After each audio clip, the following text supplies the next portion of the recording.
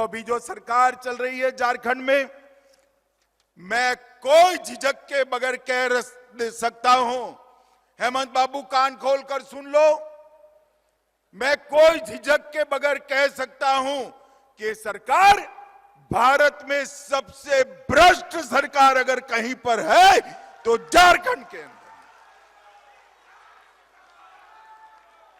मित्रों, अटल जी ने झारखंड को बनाया था एक सपने के साथ कि झारखंड का विकास होगा, यहां के दलित, यहां के आदिवासी, यहां का पिछड़ा वर्ग जो सालों से अन्याय सहन करता था, वो अन्याय का निवारण होगा। रघुवर जी की सरकार, अर्जुन मुंडा की सरकार ने शुरुआत तो अच्छी की, फिर से हेमंत बाबू आ गए।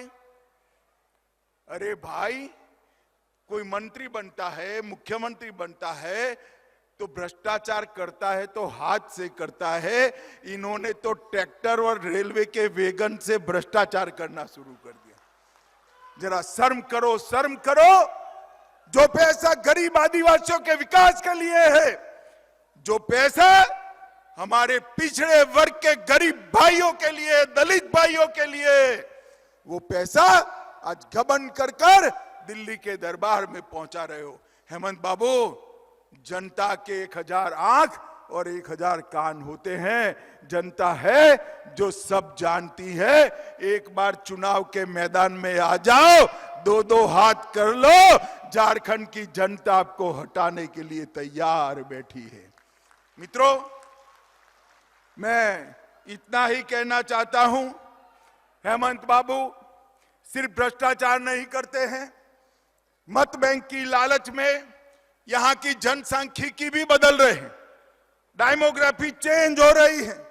घुसपैठिए घुसाकर आदिवासी और पिछड़े बहुल क्षेत्र में आदिवासियों की और पिछड़ों की संख्या कम हो रही है।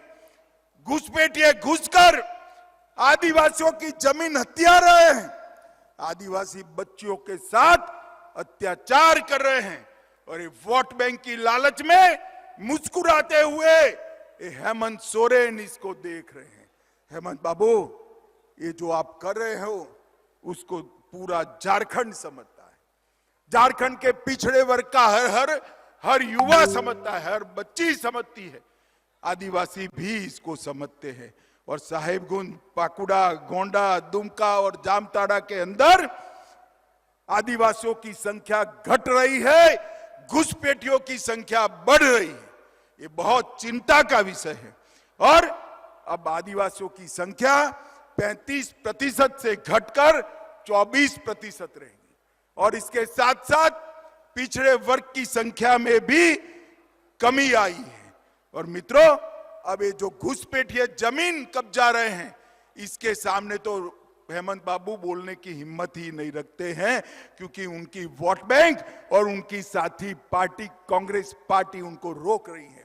मगर हम भारतीय जनता पार्टी के कार्यकर्ता ये नहीं होने देंगे।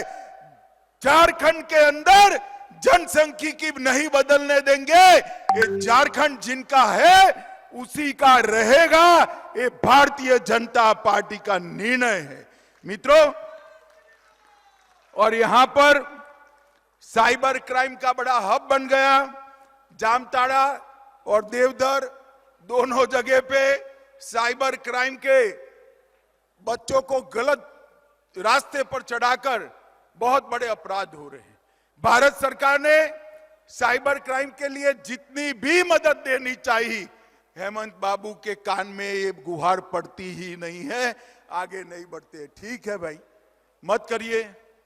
चुनाव आने वाला है 2024 में 14 की 14 सीटें, और बाद में विधानसभा में पूर्ण बहुमत की भारतीय जनता पार्टी की सरकार बनने वाली। हेमंत बाबू, मैं पूछना चाहता हूं, साहिबगंज में रीबी का पहाड़ियन बेटी की हत्या हो गई, आपने क्या किया? आप मुझे बताओ, संथाल परगना वालों, मुख्यमंत्री की जिम्मेदारी है या नहीं है? जोर से बोलिए, है या नहीं है? दुमका में अंकिता को मार डाला गया, मुख्यमंत्री की जिम्मेदारी है या नहीं है? ये आदिवासी समाज की बेटियों की निर्मम हत्या हो रही है और आप वोट बैंक की पॉलिटिक्स कर रहे हो। शर्म करो, शर्म करो। इसके लिए झारखंड नहीं बनाया था, हमने झारखंड बनाया था। यहां पिछड़ा वर्ग, दलित, आदिवासी तबके को न्याय मिले, इनको विकास मिले, इसके लिए बनाया था। और आप विकास करने की जगह आदिवासी बेटियों की हत्या हो रही है, आप कुछ नहीं कर सकते। अभी बाबूलाल जी ने ढेर सारी बातें बताई। एम्स बन गया, एयरपोर्ट बन गया, बड़े बड़े नेशनल हाईवे बन गए, ये नैनो का कारखाना लग गया, एक किसी ने बिजली का भी कारखाना लगाया है, एक लोहे का भी कारखाना लगाया। भाई आपने तनिक कुछ किया है तो बता दो। मैं तो पूरा लिस्ट बता दिया जो बाबूलाल जी ने बताया। हेमंत बाबू, संथाल परगना में आपने कुछ नहीं किया, लोगों को बेवकूफ बनाने का काम किया। संथाल परगना की जनता आज आपको जान चुकी है। बेटियों के हत्या का हिसाब मत